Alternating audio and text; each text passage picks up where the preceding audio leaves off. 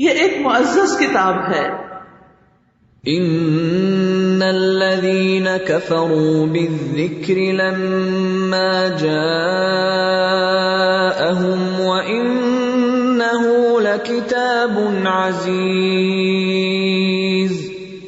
بے شک وہ لوگ جنہوں نے اس نصیحت کا انکار کیا جب وہ ان کے پاس آئی، اور بلا شبہ یہ یقیناً ایک زبردست کتاب ہے، عزت والی کتاب ہے. انہ لقرآن کریم، بے شک وہ قرآن عزت والا ہے. الکریم ایسی چیز کا جامع کمپریہنسو نام ہے جس کی تعریف کی جائے، اور قرآن کے لیے الکریم اس لیے آیا ہے کیونکہ اس میں ایسی چیزیں ہیں جن کی تعریف کی جاتی ہے، جیسا کہ ہدایت، نور، بیان، علم اور حکمتیں. تو فقیہ انسان اس سے دلیلیں لیتا ہے، اس سے حکم اخذ کرتا ہے. حکیم انسان اس سے مدد اور دلیل اور حجت حاصل کرتا ہے. ادب سکھانے والا اس سے فائدہ اٹھاتا ہے، اس کے ساتھ قوت حاصل کرتا ہے. ہر عالم اپنے علم کی بنیاد اسی قرآن سے حاصل کرتا ہے، اور کہا جاتا ہے کہ اس کو الکریم اس لیے کہا جاتا ہے کیونکہ دوسری کتابوں کے برعکس اس کتاب کو ہر کوئی بڑا اور چھوٹا، ذہین اور کند ذہن بھی حاصل کر لیتا ہے. یعنی جس کی معمولی سمجھ بھی ہو اس کو بھی یہ قرآن سمجھ میں آتا ہے، اس کو حفظ کر لیتا ہے. اور کہا جاتا ہے کہ اگر کسی کلام کو بار بار پڑھا جائے تو سننے والے اس سے تنگ آ جاتے ہیں، آنکھوں میں اس کی اہمیت کم ہو جاتی، کان اس سے اکتا جاتے ہیں، جیسے کہتے ہیں نا کان پک جاتے ہیں. لیکن قرآن معزز اور کریم ہے، کثرت تلاوت کی وجہ سے اس کی اہمیت کم نہیں ہوتی. بار بار لوٹانے سے یعنی بار بار پڑھنے سے یہ پرانا اور بوسیدہ نہیں ہوتا، اور نہ سننے والے اس سے بیزار ہوتے ہیں، نہ ہی یہ زبانوں پر بھاری ہوتا ہے، بلکہ یہ قرآن ہر زمانے کے لیے تر و تازہ رہتا ہے. یہ بڑی شان والی کتاب ہے. بل هو قرآن مجید، عظمت والی کتاب ہے. وَلَقَدْ آتَيْنَاكَ سَبْعًا مِّنَ الْمَثَانِي وَالْقُرْآنَ الْعَظِيمَ، اور بلا شبہ یقیناً ہم نے آپ کو بار بار دہرائی جانے والی 7 آیات یعنی سورۃ الفاتحہ اور بہت عظمت والا قرآن عطا کیا ہے. حکمت سے بھری ہوئی کتاب ہے. یاسین والقرآن الحکیم، یاسین اس حکمت سے بھرے ہوئے قرآن کی قسم، یعنی اللہ تعالیٰ نے قرآن کی قسم کھائی ہے اور اس بات پر کہ یہ حکمت والا ہے، فل آف وزڈم ہے، فصیح و بلیغ کتاب ہے. کتاب فصلت آیاته قرآنا عربیا لقوم یعلمون، ایسی کتاب جس کی آیات تفصیل سے بیان کی گئی ہیں، عربی قرآن ہے اور ان لوگوں کے لیے جو علم رکھتے ہیں. محکم اور مفصل کتاب ہے. الف لام را، کتاب احکمت آیاته ثم فصلت من لدن حکیم خبیر. الف لام را ایک کتاب ہے جس کی آیات محکم کی گئی ہیں، پختہ کی گئی ہیں، پھر انہیں کھول کر بیان کیا گیا ہے ایک کمال حکمت والے کی طرف سے، یعنی اللہ سبحانہ تعالیٰ کی طرف سے جو پوری خبر رکھنے والا ہے، تمام علوم کا مجموعہ ہے. سیدنا عبداللہ بن مسعود کہتے ہیں کہ جو شخص علم حاصل کرنا چاہتا ہے، یعنی جس کو شوق ہے کہ وہ کچھ سیکھے، اسے چاہیے کہ قرآن میں غور و فکر کرے، اس لیے کہ اس میں پہلے اور آخری تمام علوم موجود ہیں. آسان کتاب ہے. وَلَقَدْ يَسَّرْنَا الْقُرْآنَ لِلذِّكْرِ فَهَلْ مِن مُدَّكِرٍ، اور بلا شبہ یقیناً ہم نے قرآن کو نصیحت کے لیے آسان کر دیا، تو کیا ہے کوئی نصیحت حاصل کرنے والا؟ ابن قیم کہتے ہیں کہ قرآن کا نصیحت کے لیے آسان ہونا، یہ آسانی کئی اقسام پر مشتمل ہے. پہلی، اس کے الفاظ کا حفظ کرنے کے لیے آسان ہونا، یعنی چھوٹے چھوٹے بچے اس کو حفظ کر لیتے ہیں. دوسرے، فہم حاصل کرنے کے لیے یعنی سمجھنے کے لیے اس کے معانی کا آسان ہونا، یعنی کوئی بڑے بڑے فلسفے نہیں ہیں اس میں، ہر لیول کے انسان کو رہنمائی دیتی ہے، لیکن سمجھنا سب کے لیے آسان ہے، کوئی گجلک باتیں نہیں ہیں اس میں. تیسرے، اس کے احکام و نواہی کا عمل کے لیے آسان ہونا، یعنی ان پر عمل کرنا بھی کچھ مشکل نہیں. جیسے قرآن مجید میں آتا ہے طٰہٰ ما انزلنا علیک القرآن لتشقیٰ، طٰہٰ ہم نے قرآن اس لیے آپ پر نازل نہیں کیا کہ آپ بدبخت ہو جائیں، یعنی آپ مشقت میں پڑ جائیں. واضح کتاب ہے. وَنَزَّلْنَا عَلَيْكَ الْكِتَابَ تِبْيَانًا لِكُلِّ شَيْءٍ وَهُدًى وَرَحْمَةً وَبُشْرَى لِلْمُسْلِمِينَ. اور ہم نے آپ پر یہ کتاب نازل کی جو ہر چیز کا واضح بیان ہے اور فرمانبرداروں کے لیے ہدایت اور رحمت اور خوشخبری ہے.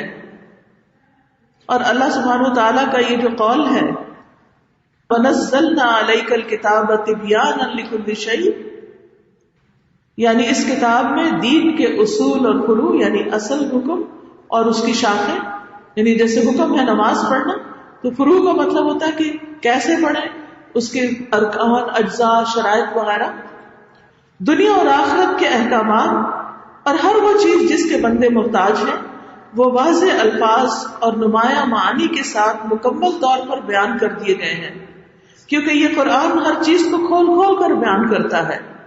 اس لیے یہ تمام انسانوں پر اللہ کی حجت ہے. اس کے ذریعے ظالموں کی حجت منقطع ہو گئی اور مسلمانوں نے اس سے استفادہ کیا اور وہ ان کے لیے رہنما بن گیا. وہ اپنے دینی اور اپنے دنیاوی امور میں اس سے رہنمائی حاصل کرتے ہیں اور قرآن ان کے لیے رحمت بن گیا اور اس کے ذریعے دنیا اور آخرت کی ہر بھلائی کو حاصل کرتے ہیں. یعنی قرآن جب ان کی رہنمائی کرتا ہے اور وہ اچھے اچھے کام کرتے ہیں تو دنیا میں بھی ان کے تعلقات، ان کے معاملات اچھے ہو جاتے ہیں اور ان اچھے کاموں کے کرنے کا آخرت میں بھی ان کو بہترین اجر ملے گا. یہ ایک بے مثل کتاب ہے.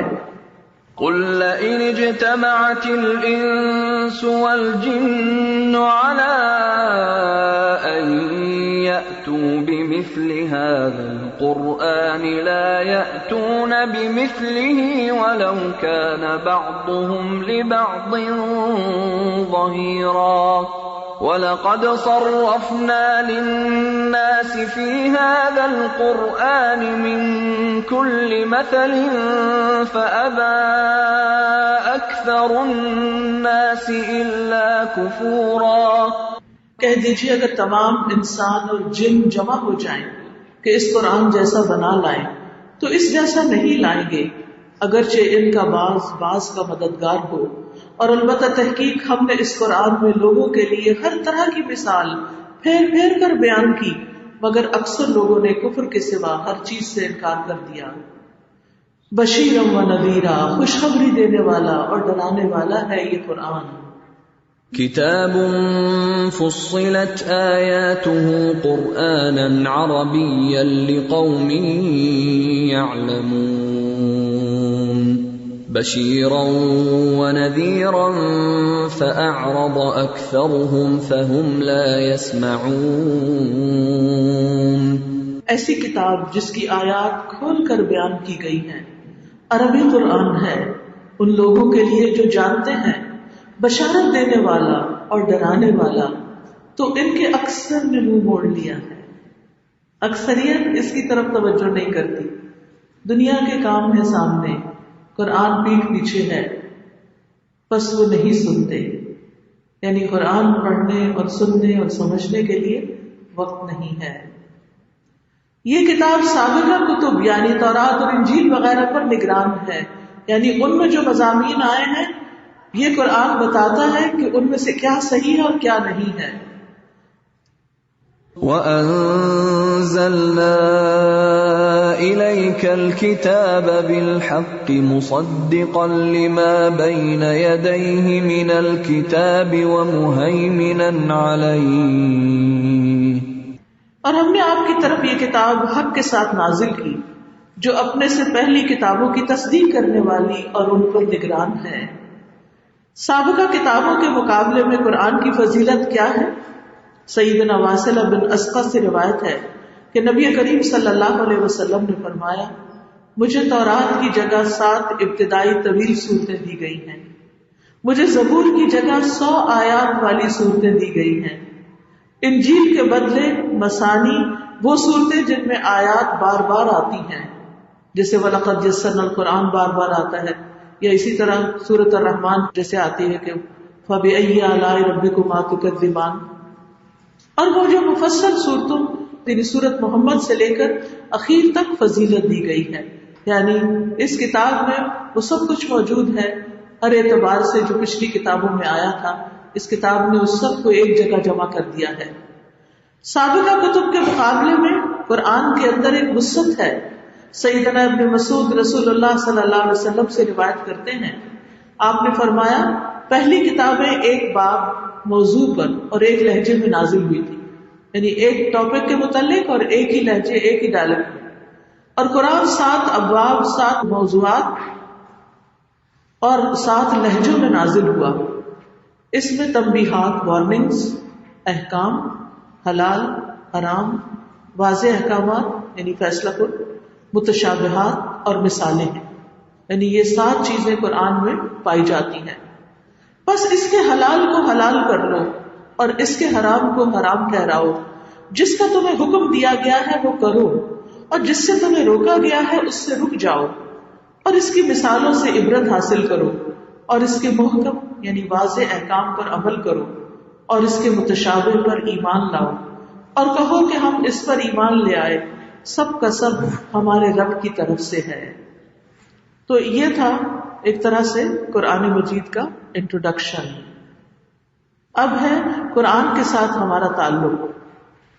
تو آپ نے جو پڑھی چیزیں اس میں کیا پتا چلا کہ قرآن ہدایت ہے، نور ہے، ہمارے مسائل کا حل ہے، پچھلی کتابوں کی نگران ہے، یہ عزت والی کتاب ہے، بہترین فائدوں پر مشتمل کتاب ہے، ہمیں اللہ سے جوڑنے والی ہے، اللہ کی طرف بلانے والی ہے، سکون اور راحت کا باعث ہے، اللہ کی طرف سے مقرر دائی ہے، یعنی جو ہمیں اللہ کی طرف بلا رہا ہے.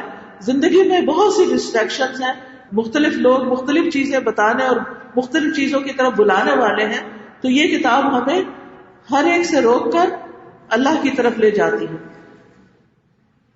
یعنی اگر کوئی اللہ کا قرب حاصل کرنا چاہتا ہے، اللہ کے قریب ہونا چاہتا ہے، اللہ کا محبوب بننا چاہتا ہے، تو اس کے لیے لازم ہے کہ اس کتاب کے مطابق زندگی بسر کرے. قرآن دنیا اور آخرت دونوں کے بارے میں رہنمائی عطا کرتا ہے کہ دنیا میں کیا کرنا ہے اور آخرت میں تمہارے ساتھ کیا ہونے والا ہے، اس کی تیاری کیسے کرو. احسن الکلام ہے، دکھوں کا مداوا ہے، وسوسوں کا علاج ہے، پچھلی کتابوں کی تصدیق کرنے والا ہے، حلال حرام کی پہچان کرانے والا ہے. اس کتاب سے وہی لوگ فائدہ اٹھا سکتے ہیں جن کے دلوں میں ایمان ہو. اس کی ریپوٹیشن سے کبھی کوئی تھکتا نہیں، کان پکتے نہیں، دل اکتاتا نہیں. تو ہم سب کے لیے لازم ہے کہ اس کتاب کی طرف متوجہ ہوں. اب چونکہ رجب شروع ہو گیا تو رمضان کی ہوائیں آنے لگتی ہیں اور قرآن رمضان میں نازل ہوا، تو اس سے پہلے یہ کتاب اگر ہم ایک دفعہ دہرا لیں اور قرآن کی پہچان اچھی سے کر لیں اور اس کے حقوق جان لیں تو انشاءاللہ تعالی کتاب چونکہ آپ کے پاس ہوگی، اپنے بچوں کے ساتھ شیئر کر سکتے ہیں، اپنے دوستوں کے ساتھ شیئر کر سکتے ہیں اور ان کو بھی رمضان میں قرآن کے ساتھ جڑنے کے لیے پریپیئر کر سکتے ہیں، تاکہ رمضان کے بعد ہمارے لیے زندگی کا ایک اور نیا روشن باب کھلے. یعنی چاہے ہم نے پہلے قرآن پڑھا ہو لیکن کیا ہوتا ہے پھر دھول پڑ جاتی، پھر دلوں میں غبار آ جاتا ہے، چیزیں بھول جاتی. کتنی ہی چیزیں ہیں صبح آپ کو یاد ہوتی ہیں، شام کو بھولی بھی ہوتی ہیں، تو اس کو بھی ریفریش کرنے کی ضرورت ہوتی ہے.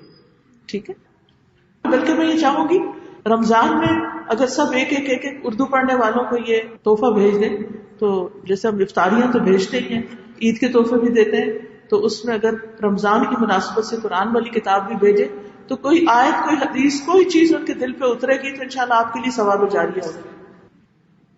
قرآن سے تعلق کی اہمیت، قرآن کی تدریس کی اہمیت، یعنی قرآن کو پڑھانا. أَلَمْ يُؤْخَذْ عَلَيْهِمْ مِيثَاقُ الْكِتَابِ أَلَّا يَقُولُوا عَلَى اللَّهِ إِلَّا الْحَقَّ وَدَرَسُوا مَا فِيهِ. کیا ان پر کتاب کا عہد نہیں لیا گیا تھا کہ اللہ پر حق کے سوا کچھ نہ کہیں گے، اور انہوں نے جو کچھ اس میں ہے پڑھ لیا ہے. وَلَكِن كُونُوا رَبَّانِيِّينَ بِمَا كُنتُمْ تُعَلِّمُونَ الْكِتَابَ وَبِمَا كُنتُمْ تَدْرُسُونَ. اور لیکن رب والے ہو جاؤ، یعنی قرآن کیا سکھاتا ہے کہ رب سے جڑ جاؤ، بوجہ اس کے کہ تم کتاب کی تعلیم دیتے تھے، اور بوجہ اس کے کہ تم پڑھتے ہو. یعنی قرآن کی تعلیم دینے، پڑھنے اور پڑھانے سے کیا حاصل ہوتا ہے؟ انسان اپنے رب سے قریب ہو جاتا ہے، انسان کے اندر بہترین اخلاق پیدا ہوتا ہے، انسان پہلے سے ایک بہتر انسان بن جاتا ہے. عمیر بن ربیعہ سے روایت ہے، وہ کہتے ہیں میں نے سیدنا ابو الدرداء کو دیکھا، وہ اپنے شاگردوں کی جماعت میں قرآن کی تدریس کر رہے تھے، قرآن کے علوم سکھا رہے تھے. یعنی صحابہ کرام نبی صلی اللہ علیہ وسلم کے ساتھ ہی قرآن کی تعلیم اور تدریس کے کاموں میں مشغول ہوئے. قرآن سیکھنے سکھانے والے سب سے بہترین لوگ ہیں. سیدنا عثمان سے روایت ہے رضی اللہ عنہ کہ نبی کریم صلی اللہ علیہ وسلم نے فرمایا تم میں سب سے بہتر وہ ہے جو قرآن سیکھے اور اس کو سکھائے. خیرکم من تعلم القرآن وعلمہ. عقبہ بن عامر رضی اللہ عنہ سے روایت ہے، وہ کہتے ہیں کہ رسول اللہ صلی اللہ علیہ وسلم تشریف لائے اور ہم صفہ میں تھے تو آپ نے فرمایا تم میں سے کون یہ پسند کرتا ہے کہ وہ روزانہ صبح بتخان کی طرف یا عقیق کی طرف جائے اور وہاں سے بغیر کسی گناہ اور بغیر قطع رحمی کے 2 بڑے بڑے کوہان والی اونٹنیاں لے آئے. تو ہم نے عرض کیا اللہ کے رسول ہم سب اس کو پسند کرتے ہیں. آپ نے فرمایا کیا تم میں سے کوئی صبح مسجد کی طرف نہیں جاتا کہ وہ اللہ عز و جل کی کتاب کی 2 آیتیں خود سیکھے یا ان کی قرات کرے؟ یہ اس کے لیے 2 اونٹنیوں سے بہتر ہے، اور 3 اس کے لیے 3 سے بہتر ہے، اور 4 اس کے لیے 4 سے بہتر ہے. اس طرح آیات کی تعداد اونٹنیوں کی تعداد سے بہتر ہے.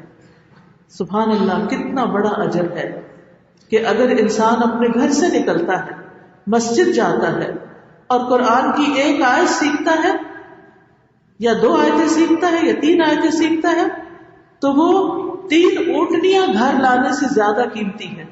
اتنا بڑا اجر و ثواب کما کے آتا ہے. اور جتنی آیتیں سیکھتا ہے اتنی ہی اونٹنیاں لگا لی، اور 1 اونٹنی جو ہے آج کی ایک مرسیڈیز کار کے برابر ہے. یعنی قیمتی گاڑی کے برابر اس زمانے میں لوگوں کے لیے اونٹ کے مقابلے میں بھی اونٹنی زیادہ قیمتی چیز ہوتی تھی. تو ہم میں سے کون ہے جو 1 آیت پڑھ کر دنیا کا اتنا بڑا مال اکٹھا کر سکے؟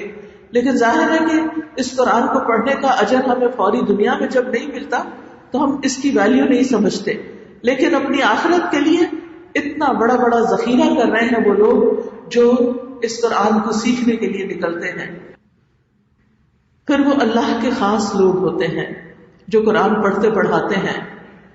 سیدنا انس رضی اللہ عنہ سے روایت ہے، وہ کہتے ہیں کہ رسول اللہ صلی اللہ علیہ وسلم نے فرمایا بے شک لوگوں میں سے کچھ اللہ والے ہوتے ہیں. آپ سے پوچھا گیا ان میں سے کون اللہ والے لوگ ہوتے ہیں؟ آپ نے فرمایا قرآن والے ہی اللہ والے اور اس کے خاص لوگ ہوتے ہیں. اور یہ جہاد سے بھی افضل عمل ہے. علی ازدی سیدنا ابن عباس رضی اللہ عنہ کے پاس آئے اور ان سے کہا اے ابن عباس سب سے افضل جہاد کیا ہے؟ تو سیدنا ابن عباس نے کہا کیا تم نے جہاد کا پوچھا ہے؟ تو انہوں نے کہا ہاں.